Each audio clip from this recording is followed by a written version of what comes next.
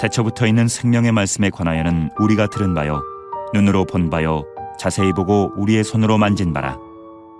몇 해 전에 미국 기독교 잡지인 크리스찬 투데이라는 이 잡지가 있습니다. 그 잡지에서 실린 기사를 제가 여러분께 소개를 해드리도록 하겠습니다.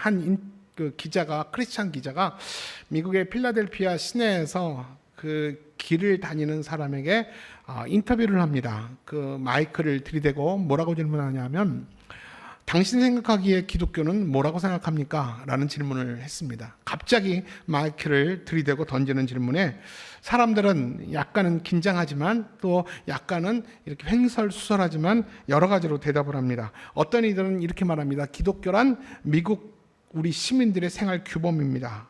또 생활 방식입니다. 라는 말하는 사람이 있고, 기독교는 전 세계의 거대한 조직체입니다. 라고 말하는 사람도 있고, 기독교는 큰 하나의 윤리입니다. 라고 말하는 사람도 있고요. 또 어떤 사람은 기독교는 가난한 사람을 압제하는 자본주의의 도구입니다. 라고 또 얘기하는 사람이 있어요. 그래서 이 기자는 그 기독교가 무엇이냐는 질문 가운데 한 명도 성경이 말하는 그 정답을 얘기하는 사람이 없다라는 사실을 고발을 합니다. 그러면서 곧바로 다음 질문을 합니다. 그렇다면 당신이 알고 있는 예수 그리스도는 누구입니까? 라고 질문하다 예수요? 글쎄요, 생각 안 해봤는데요. 라고 말하는 사람이 있고, 예수요?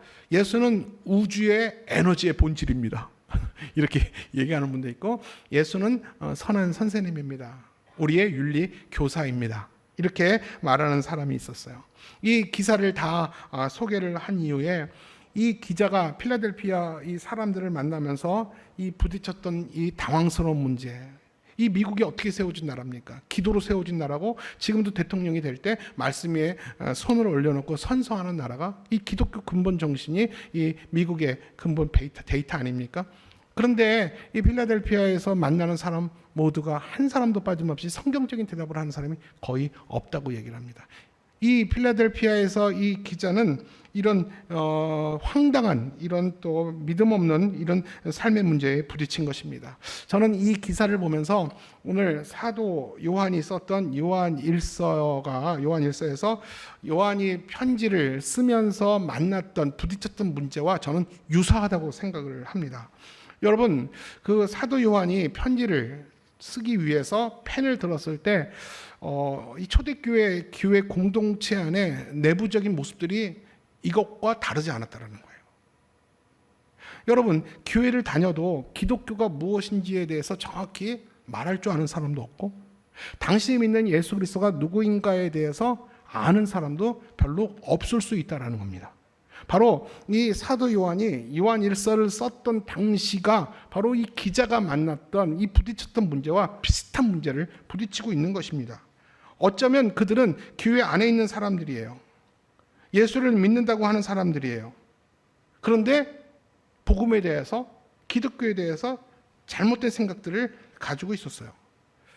여러분, 1세기 초에 이 복음이 예루살렘을 중심으로 팽창하고 확장되어 갔습니다. 예수님의 부활로 인해서 예수님의 부활을 목격하는 그 목격자들이 열방, 전국, 방방곡곡으로 예수님이 부활하셨다. 예수님의 부활은 실제더라. 하나님이 아들이신 예수 그리스도가 이 땅에 육신으로 오셨고 그분이 다시 살아나셨다. 내가 똑똑히 봤다.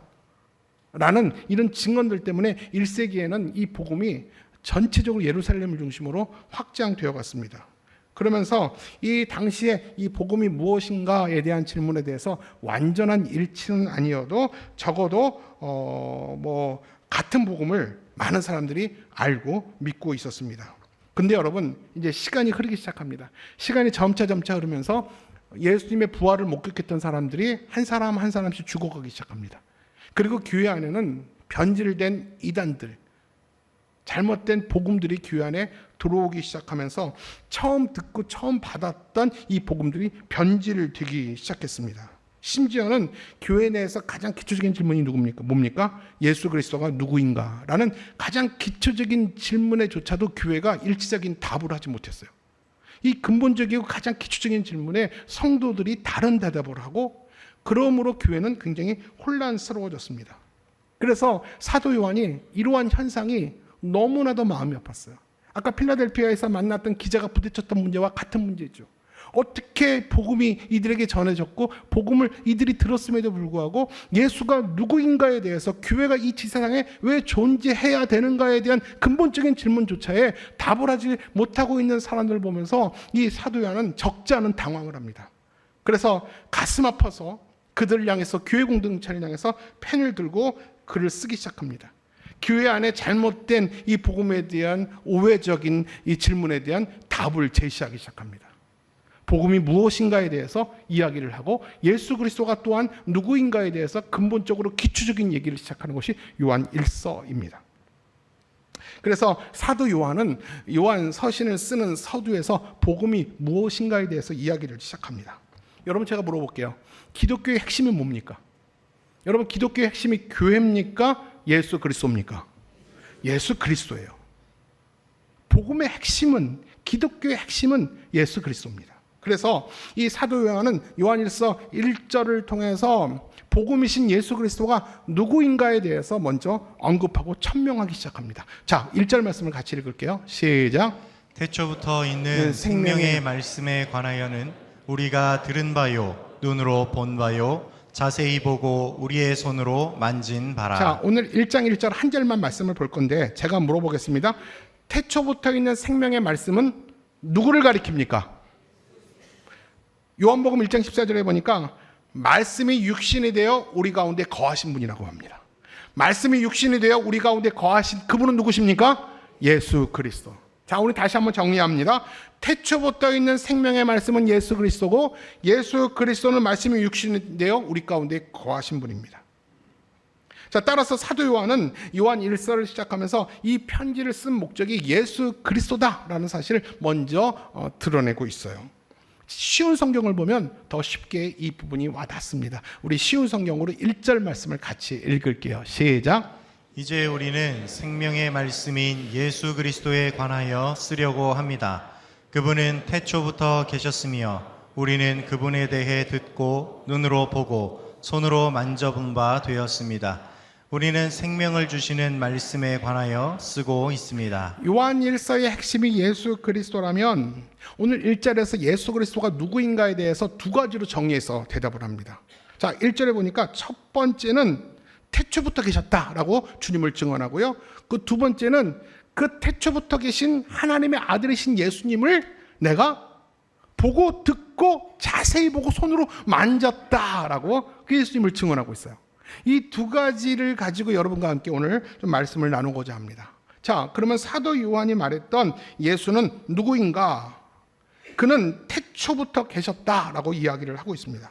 여러분, 태초부터 계셨다라는 것은 두 가지 의미를 두고 있어요. 첫 번째 뭐냐면 태초부터 계셨다라는 것은 그분은 하나님이라는 것입니다. 여러분, 제가 물어볼게요. 원래부터 태초부터 계셨던 분은 누굽니까? 하나님이잖아요. 그런데 예수님이 태초부터 계셨다라고 말하면 예수님이 곧 하나님이라는 것입니다. 태초부터 계셨다. 그분이 예수님인데 그분은 하나님이시다라는 사실을 얘기를 하고 있는 것입니다. 두 번째, 예수님이 태초부터 계셨다라는 말의 의미는 뭐냐면 지금도 여전히 존재하고 계시다. 태초부터 계신 주님이 지금도 존재하심으로 역사하시고 일하시고 계시다라는 사실을 이야기를 하는 것입니다. 여러분, 예수님은 시간과 공간을 초월하신 분입니다. 맞습니까, 여러분? 지금도 시간과 공간을 초월해서 우리 가운데 임재하시며 우리 가운데 일하시며 역사 속에서 우리 시간 속에서 오늘도 하나님은 하나님 되심을 나타내고 계십니다. 히브리서 13장 8절에 이렇게 말합니다. 예수 그리스도는 어제나 오늘이라 영원토록 동일하시다. 예수 그리스도는 태초부터 시공간을 초월하신 하나님이라는 것입니다. 영원토록 변함이 없으신 분입니다. 구약에서 선지자들이 만났던 그 하나님과 그리고 신약에서 12제자들이 만났던 그 광야에서 만났던 하나님과 오늘 우리가 찾는 그 하나님은 동일하신 하나님이십니다. 반면에 우리는 어떻습니까? 우리는 피조물 아닙니까? 피조물이에요. 피조물이기 때문에 시공간의 제한을 받고 삽니다. 늘 항상 언제나 이 육체의 연약함 안에 갇혀 삽니다. 여러분, 불교에서 사고라고 말하는 게 생로병사, 이걸 네 가지 고통이라고 말하죠. 태어나고 병들고 태어나고 병들고 늙고 죽고. 이것이 여러분 뭘 얘기하는 건지 아십니까? 이것이 인생 얘기예요. 불교에서 말하는 사고만이 아니라 이게 인생 아닙니까? 그 인생이 태어나고 늙고 병들고 죽는다라는 것은 결국 시공간에 제한을 받고 있다는 증거예요. 아무리 과학과 의술이 뛰어나고 탁월해도요, 죽음의 문제, 인생의 피조물의 문제에 그 한계의 제한을 누구도 문제 제기는 해도 그 문제를 해결해 주는 자는 아무도 없었습니다. 그러나 예수님은 태초부터 시공간을 초월하신 분이기 때문에 누구든지 자신을 믿는 자들마다 시공간을 초월하여 영원을 살 수 있는 영원한 생명을 주신다고 약속하셨습니다. 여러분, 이게 구원이에요. 우리는 시공간을 초월할 수 없는 어쩔 수 없는 피조물이에요. 근데 태초부터 시공간을 초월하신 그분이 누구든지 자신을 믿는 자마다 죽어도 죽지 않은 영원히 살 수 있는 영생을 선물로 주셨습니다. 바로 그분이 우리에게 구원을 주시고 영생을 주신 분이 예수 그리스도라는 겁니다. 이게 복음의 핵심인 것입니다. 따라서 예수 그리스도 안에 참된 구원이 있습니다. 믿습니까, 여러분? 그래서 우리가 태초부터 계신 예수 그리스도를 우리가 지속적으로 믿고 입술로 고백할 때 우리의 구원은 깊어지며 우리의 믿음은 믿음을 넘어서 확신에 이르게 되는 것입니다. 또 사도 요한은 1절에서 예수님을 누구라고 또 표현했습니까? 그 예수님을 우리가 보고 만지고 주의 깊게 보고 손으로 만졌다라고 이야기를 합니다. 여러분, 굳이 이 이야기를 왜 했을까요? 여러분 한번 생각해 보세요. 이 여러 서신서를 봤는데 굳이 이 저자가 내가 그분을 보고 듣고 만졌다 이 얘기를 왜 썼을까요? 하나님은 태초부터 계신 하나님이다, 뭐 쓸 수 있는 말이에요. 근데 굳이 내가 그분을 만졌다, 내가 그분을 실제로 내가 그분을 경험했다라는 이 얘기를 왜 썼을까 저는 고민을 해봤어요. 필요하니까, 이것이 중요하니까 1절에 제일 먼저 얘기한 것이 아닙니까? 이것은 크게 그렇게 쓴 이유가 두 가지 의미가 있다고 합니다. 첫째는 하나님이신 예수님이 실제로 역사 속에 오셨다라는 사실을 얘기합니다. 다시 말할게요. 하나님이신 예수 그리스도가 실제로 역사 속에, 시간 속에, 우리들 속에 오셨다라는 사실을 이야기를 하는 것입니다. 사도 요한은 자신이 예수님의 목격자인가 동시에 예수님의 12제자 중에 한 명이고 예수님이 사랑하는 제자였어요. 예수님과 3년 동안 동고동락했어요. 예수님과 함께 밥을 먹고 예수님이 피곤해서 주무시는 모습을 보고 야, 먹을 것 좀 없냐? 먹을 것 좀 갖고 와라. 그럼 먹을 것도 갖다 줬고 그리고 예수님이 불같이 화낸 모습도 봤고 예수님이 외로워하고 고독해하고 예수님의 인간적인 연약함들을 이 3년 동안에 이 제자들은 다 봤어요. 그렇기 때문에 예수님의 실제에 대해서 변명할 수가 없었어요. 예수님이 진짜로 실제했냐라고 말하는 말에 너 장난하냐? 당연한 거 아니야? 3년 동안 내가 함께 했는데? 이렇게 얼마든지 말할 수 있는 사람이 사도 요한이었어요. 그래서 사도 요한은 지금 1절에서 뭘 얘기합니까? 그 예수님을 내가 친히 보고 듣고 내 손으로 만졌다라고 증언을 합니다. 왜 이 얘기를 굳이 할까요? 당시에 예수님의 실제성을 부인하는 사람이 있었어요. 예수님이 실제로 오셨다고? 에이, 영으로 오셨겠지. 고스트로 오셨겠지. 홀로그램처럼 오셨겠지. 그냥 너의 생각과 정신 속에 왔겠지. 하나님이신 그 예수 그리스도가 어떻게 이 땅에 와? 예수님의 실제성을 부인하는 사람들 교회 안에 팽배했어요. 그래서 그 사람들을 향해서 말하는 것이 중요했어요. 내가 바로 예수님의 실제를 경험했던 증인이다. 나를 봐라. 내가 진짜 예수님을 3년 동안 만났다. 하나님의 아들인 예수님이 인간의 역사와 시간 속에 실제로 오셨음을 자신이 1절에서 말함으로 증언하고 있는 거예요. 두 번째 의미가 뭔지 아십니까? 내가 예수를 보고 듣고 만졌다는 말의 두 번째 의미는 뭐냐면 예수님은 이 땅의 시간 속의 역사 속에 오셨을 때 완전한 육체를 가진 인간으로 오셨다라는 사실을 이야기를 하는 것입니다. 여러분, 완전한 육체, 완전한 인간으로 오셨기 때문에 만질 수 있는 거 아닙니까? 여러분, 영으로, 고스트로, 귀신으로 와도요, 만날 수 있고 대화할 수 있겠죠. 들을 수 있겠죠. 근데 만질 수는 없잖아요. 근데 내가 만졌다. 자세히 봤다. 예수님의 옆구리에 손 넣는 것도 봤고 예수님의 손에 구멍 난 것도 난 봤다. 이게 뭘 얘기합니까? 예수님은 실제로 육체로 우리 가운데 왔다. 그분은 완전한 하나님이시고 완전한 인간이셨다. 이 사실을 내가 증언한다. 내가 그 일의 증인이다. 라는 사실을 이야기를 하는 겁니다. 여러분 아까도 말했지만 교회 내에 실제로 예수님이 이 땅에 인간으로 오셨다는 성육신 교리를 믿지 않는 자들이 많았어요. 그러다 보니까 교회 안에서 예수가 누구냐라는 기초적인 질문에 같은 신앙 고백을 못한 거예요. 부활을 목격하고 부활을 실제로 믿는 사람들은 예수는 그리스도시고 살아계신 하나님의 아들입니다라고 당당하게 고백을 하는데, 어떤 사람들은 예수는 인간입니다, 하나님 이 세상에 오셨습니다라는 사실 앞에서 말을 못 여는 거예요. 이 가장 기초적인 질문 앞에서 성도들이 일치적인 답을 하지를 못하는 거예요. 바로 그런 혼란스러운 상황이 있기 때문에 이 오해와 이 잘못된 거짓된 복음을 타파하기 위해서 내가 증인이고 예수님이 실제로 오셨다라는 사실을 사도 요한이 이야기를 하는 것입니다. 당시 사도 요한이 목회했을 때, 사도 요한이 편지를 썼을 때 교회 내에 많은 이단들이 있지만 대표적인 이단이 뭐냐면 영지주의예요. 그노시스. 거룩한 지식, 영적인 지식이 중요하다. 그 영적인 지식으로 우리는 구원받는다라고 말하는 이 그노시스, 영지주의자들이 있어요. 그들의 대표적인 논리 중에 하나가 뭐냐면 예수님의 성육신을 부인하는 겁니다. 그들은 이원론적인 사고를 갖고 있어요. 선과 악, 물질과 영혼. 그래서 물질은 악하고 부정하다. 예수님은 선하신 분이기 때문에 이 악한 물체 안에 들어올 수가 없다라는 거예요. 그렇기 때문에 예수님의 성육신, 그분이 완전한 인간이라는 사실을 완강하게 거부를 하는 것입니다. 이런 영주주의의 영향을 받고 예수님의 성육신을 부인하며 복음을 적대시하고 복음을 공격하는 자들이 교회 안에 굉장히 많았어요. 어쩌면 바른 복음을 가진 자들보다 영주주의의 영향을 받은 예수 그리스도의 오심과 사람 되심을 인정하지 않는 자들이 더 많았다는 거예요. 그래서 사도 요한은 요한 1서를 시작하면서 이 사실이 너무나도 중요하기 때문에 천명하고 있는 것이죠. 한마디로 이거 아닙니까? 나는 육신으로 오신 하나님을 내가 친히 보았고 그분의 말씀을 3년 동안 들었고 나는 그분을 자세히 봤고 내 손으로, 이 손으로 내가 주님을 만져봤던 증인이다. 나를 봐라, 나를 봐. 내가 직접 만졌다. 이러면서 영지주의의 거짓된 가르침을 격파하고 있는 것이 오늘 1절의 중요성이에요. 근데 여러분 지금 이 얘기를 잘 들으셔야 돼요. 그런데 지금도 그 영주주의가 다른 옷을 입고 우리 현대 사상과 우리 삶 가운데 깊숙이 들어온 거 아십니까? 여러분 그 영주주의라는 그 미닝은 달라지지 않았어요. 그 폼, 옷만 갈아입고 우리가 살아가는 세상 가운데 침투해 있어요. 뉴에이지나 포스트 모던 사상이나 사이언톨로지 같은 사상들, 이게 바로 영주주의에 영향받은 악한 사상들의 신비주의 같은 것들.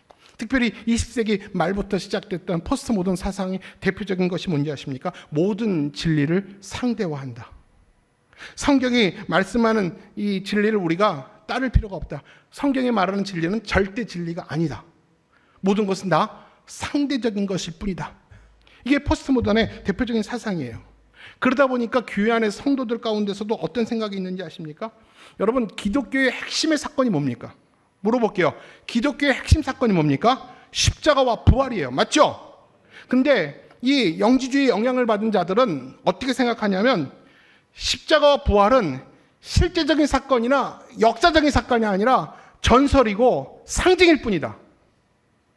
이렇게 생각합니다. 이렇게 얘기를 합니다. 교회 안에 있는 성도들이 그렇게 믿어요. 여러분 다시 말할게요. 십자가와 부활은 전설입니까? 사실입니까? 아멘. 우리의 믿음은 전설 위에, 상상 위에 있지 않아요. 역사적인 사실 위에 우리 믿음이 견고하게 세워진 줄로 믿습니다. 근데 이 영주주의 영향을 받은 이 포스트 모던의 사상이 있는 사람들은요, 이것은 그리 중요하지 않다고 말합니다. 예를 들어서 이렇게 말해요.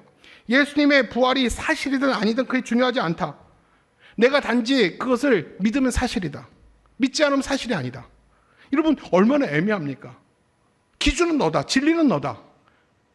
네가 싫으면 아니면 되고 네가 하고 싶으면 하면 된다.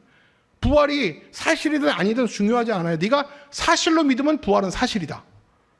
근데 사실이 아니라고 믿으면 부활은 사실이 아니다. 또 이렇게 얘기합니다. 여러분 천국과 지옥이 있습니까? 없습니까? 대답해 보세요. 천국 지옥이 있어요? 없어요? 있어요. 근데 포스트 모던은 뭐라고 말하냐면 천국과 지옥이 있든 없든 그건 중요하지 않다. 네가 천국이 있다고 믿어서 네 삶의 죽음에 대한 두려움이 좀 감소된다면 너희 정신 건강을 위해서 천국이 있다고 믿고 살아라. 여러분 그렇지만 그 진리를, 그 믿음을 강요하지는 마라. 그냥 너 믿음이다. 그래서 믿느냐 안 믿느냐보다 이제 불가지론자들이 많아요. 있는지 안 있는지, 믿는지 안 믿는지 난 모르겠다. 이런 사상들이 여러분 다 영주주의에서 나오는 영향받은 안 좋은 불신의 사상들입니다. 자, 여러분 어떻게 생각하세요? 저와 여러분의 믿음과 신앙은 뭡니까?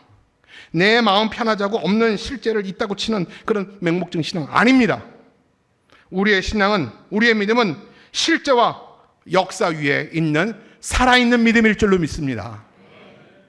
기독교 변증가이자 법률 기자였던 리스토베리라는 분이 있습니다. 그분이 제가 우리 교회 올 때 전이니까 예수는 역사다라는 책을 썼어요. 여러분 아십니까? 저 책이 한번 보여주세요.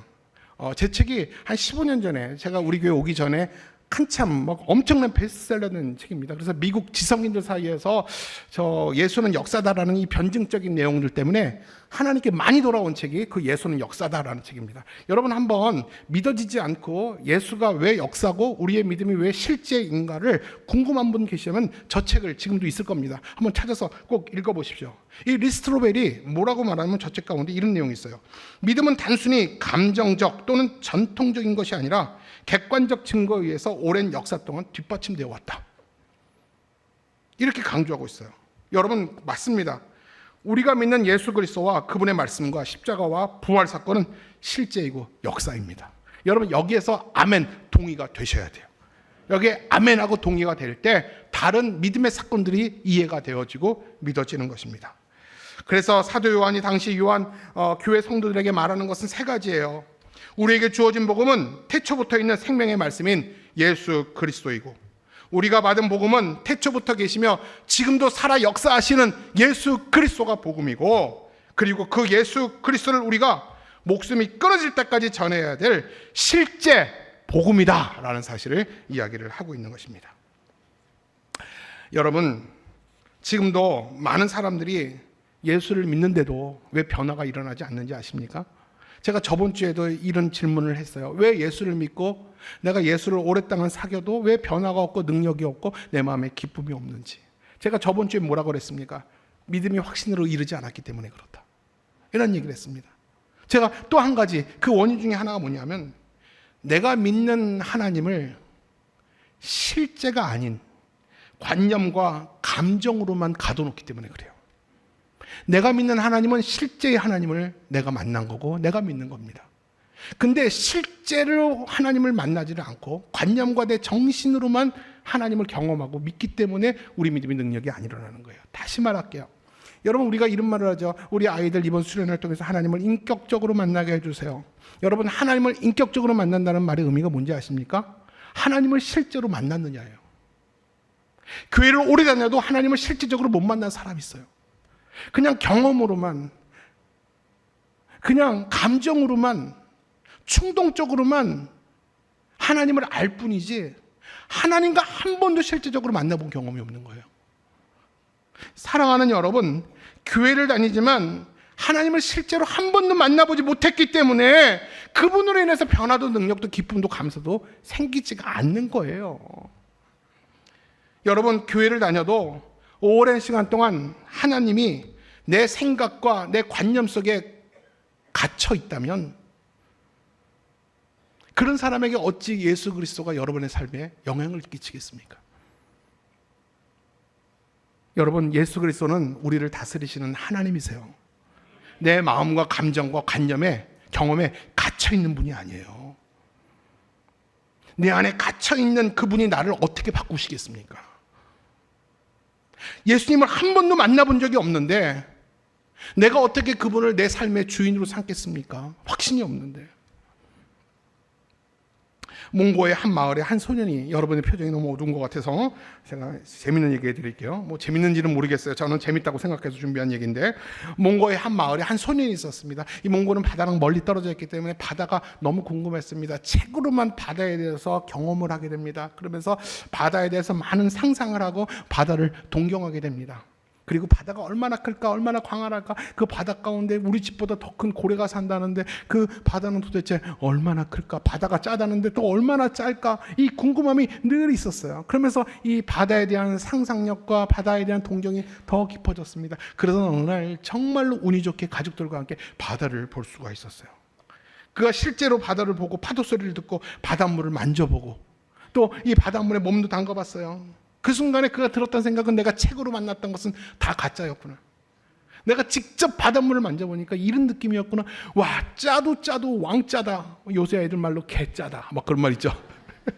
막 이렇게 어떻게 이렇게 바닷물이 이렇게 내가 생각한 거와 이 실제 바닷물이 왜 이렇게 다를까? 그러면서 이 바닷물을 보면서 막 흥분을 감추지를 못합니다. 결국 그가 몽고에 돌아와서 친구들에게 이 바다 이야기를 합니다. 여러분, 이 아이가 어떤 마음으로 바다 이야기를 했겠어요? 바다가 어떤데요? 바다 봤다며? 바다에서 얘기해줘. 책으로 봐. 책이랑 똑같아. 그렇게 절대 얘기하지 않을 거예요. 눈이 동글동글해지면서 바다! 그래! 바다는 책이랑 달라. 내가 직접 바다를 봤어. 파도 소리 들었잖아. 이 차가운 물에 손도 넣어봤어. 그 맛도 봤어. 야, 바다는 정말 위대해. 하면서 이 바다에 대해서 흥분을 감추지 못하고 바다를 얘기할 때 거기에 이야기를 듣고 있던 친구들 또한 바다는 가보지 못했지만 바다에 있는 느낌을 받게 됩니다. 여러분, 제가 물어볼게요. 이 소년이 이렇게 흥분할 수 있고 확신할 수 있는 이유는 뭡니까? 실제로 실제로 바다를 만났기 때문에 그래요. 전애들은 바다 이야기, 전애들은 복음, 내 안행의 복음, 아는 복음은 내게 절대 영향을 끼치지 않습니다. 이 소년의 이야기는 오늘 본문의 말씀을 잘 설명해 주고 있어요. 요한은 복음인 예수 그리스도를 책이나 누군가에게 전해 듣지 않았어요. 자기가 직접 복음을 만났어요. 복음이신 예수님을 실제로 보고 듣고 만져본 경험을 통해서 그분의 실제성을 증명하는 거예요. 그 소년처럼 눈이 동그래져 가지고 내가 직접 예수님을 봤잖아. 내가 예수님을 이 손으로 만져봤잖아. 그분은 진짜 살아계신 하나님의 아들이야. 우리가 그 복음을 받았고 나는 그 복음을 너희에게 전했어. 너희들은 그 받은 복음을, 투박한 그리스도의 십자가의 복음을 너희들이 전해야 돼. 이 얘기를 하기 위해서 요한일서를 기록한 것이에요. 말씀을 정리합니다. 여러분, 우리에게 그리스도는 누굽니까? 제가 물어볼게요. 예수를 믿는 여러분들, 여러분에게, 우리 말고 나에게 예수 그리스도는 누굽니까? 한번 대답해 보세요. 누굽니까? 예수 그리스도는 우리의 도덕적인 스승이 아니에요. 윤리의 교사도 아니에요. 철학적이거나 종교적인 개념의 대상도 아닙니다. 여러분에게 예수는 누굽니까? 이 질문에 대답할 줄 알아야 돼요. 이 질문에 대답할 줄 알아야 돼요. 그리고 교회가, 이천신학회가 왜 이 시나리오에 왜 존재해야 되는가? 이 질문에 대해도 여러분 명확하게 대답할 줄 알아야 돼요. 예수님은 우리의 구원자가 되십니다. 아멘입니까? 예수 그리스도는 우리의 영혼과 육체의 상처와 질병을 치료해 주시는 치료자이십니다. 죽을 나를 살리신 생명의 주님이십니다. 우리가 길을 잃어버렸을 때 천국으로 우리의 길을 인도하시는 진리의 길이 되십니다. 우리가 죽어도 죽지 않을 영원한 생명을 우리에게 주신 하나님이십니다. 여러분, 그 예수님이 저와 여러분의 하나님이심을 믿고 그분을 확신하며 주님이 우리에게 주신 그 순전한 복음에 그 어떤 것도 가미하지 마시고, 여러분의 생각과 다르다고 어떤 것도 삭제하지 마시고, 아무리 인문학이 아름답고 뛰어나고 탁월한 어휘력을 가졌다 할지라도 복음과 인문학을 섞지 마십시오.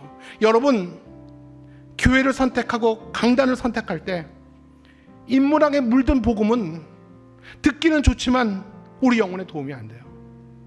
투박한 예수 그리스도의 십자가, 우리가 너무나도 잘 알고 정말 뻔한 얘기, 너무나도 자주 들었던 얘기가 우리를 살리는 하나님의 말씀입니다.